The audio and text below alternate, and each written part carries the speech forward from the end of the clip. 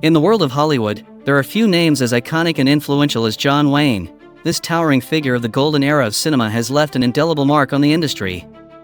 With his rugged good looks, strong moral code, and unwavering patriotism, Wayne became a symbol of American masculinity.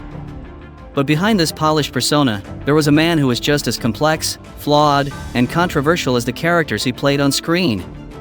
And among the many relationships he had, there was one person that Wayne truly hated more than anyone else. In today's video, we will take a closer look at the personalities that Wayne truly respected and clashed with and the fascinating stories behind their turbulent relationship. John Wayne's enduring legacy in Hollywood. John Wayne may have left this world, but his legacy continues to live on in Hollywood. With a career that spanned over 4 decades and roles in more than 70 films, Wayne's contribution to the industry is nothing short of legendary. His roles often aroused images of a tough, resilient, and determined America in movies like The Searchers, Rio Bravo, and True Grit. Wayne portrayed characters that embodied these characteristics: gritty, unrelenting, and fiercely patriotic.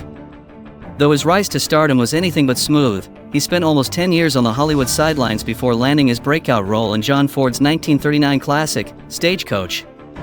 His role as the Ringo Kid, a complex character who had to navigate a landscape filled with moral complexities, announced the emergence of a new type of hero in Hollywood who would not be deterred from his principles. Throughout the 40s and 50s, Wayne became synonymous with Western movies. His partnership with director John Ford yielded cinematic masterpieces such as She Wore a Yellow Ribbon and Fort Apache.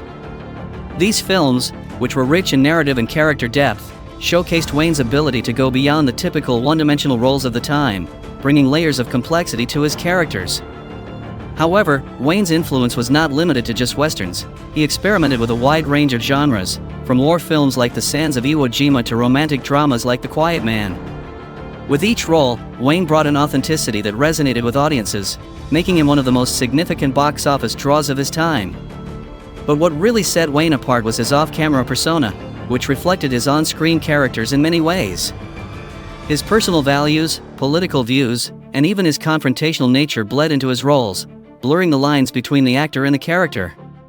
Whether he was playing a cowboy standing up against outlaws or a soldier defending his country, audiences believed in Wayne because, in many ways, he wasn't just acting, he was being himself.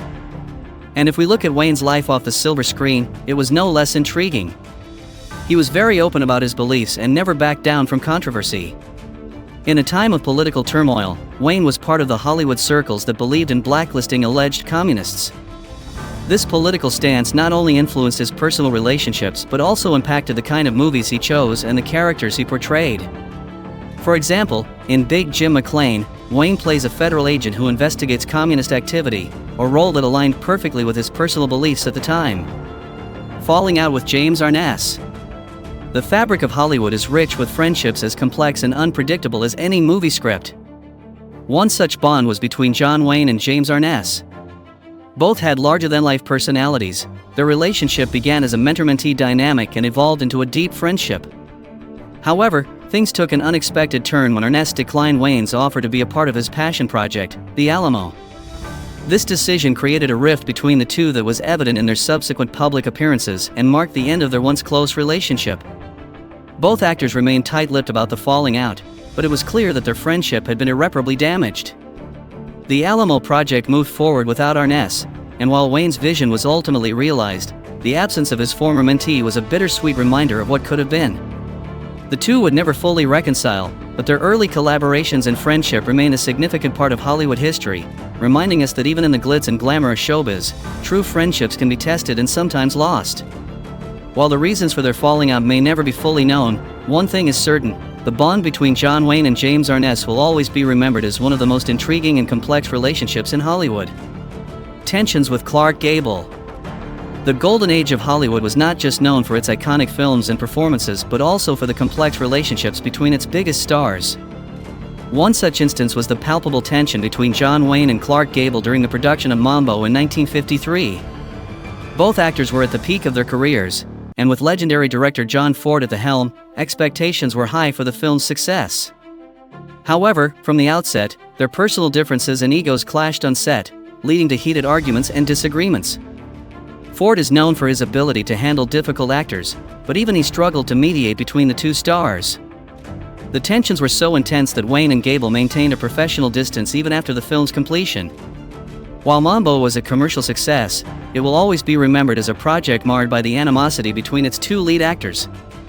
The underlying reasons for their feud may never be fully known, but it serves as a reminder that even in the glamorous world of Hollywood, tensions and egos can create rifts between friends and colleagues. Despite their differences, both Wayne and Gable remain two of the most iconic and influential figures in cinema, forever etched in Hollywood history. Gene Hackman versus John Wayne. If we look back at John Wayne's list of disputes with fellow Hollywood legends, then it wouldn't be complete without mentioning his tense relationship with Gene Hackman. The backstory of this feud is rooted in a fictional collaboration because they never worked together on a film named Fort Apache. However, for the sake of this narrative, let's explore what might have unfolded had they been cast together in such a film. Fort Apache was set against the backdrop of the Wild West and was the perfect milieu for stars like Wayne and Hackman to showcase their acting skills. Wayne, already a stalwart of westerns, was expected to dominate the film naturally. On the other hand, Hackman was emerging as one of the most versatile actors of his time, known for his deep and nuanced performances. From the outset, there was a visible contrast in their approaches to their craft. This dichotomy in their acting styles is what led to their strained relationship on set. As shooting progressed, Wayne began voicing his criticisms, while Hackman perceived it as an overreach, often remarking that actors should act and directors should direct. The tension between them reached a boiling point during a crucial scene, leading to an open confrontation on set.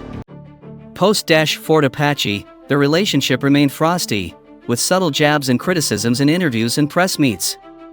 While neither one of them openly slandered the other, it was clear that there was animosity between them.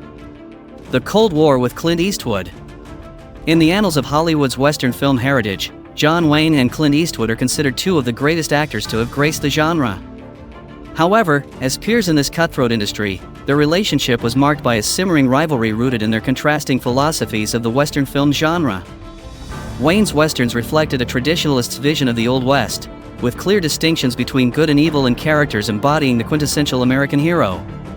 Clint Eastwood's interpretation, on the other hand, presented a grittier, more ambiguous picture of the West, with morally complex characters and desolate landscapes. Their Cold War was not limited to their work. In interviews, while neither would openly criticize the other, subtle jibes were thrown.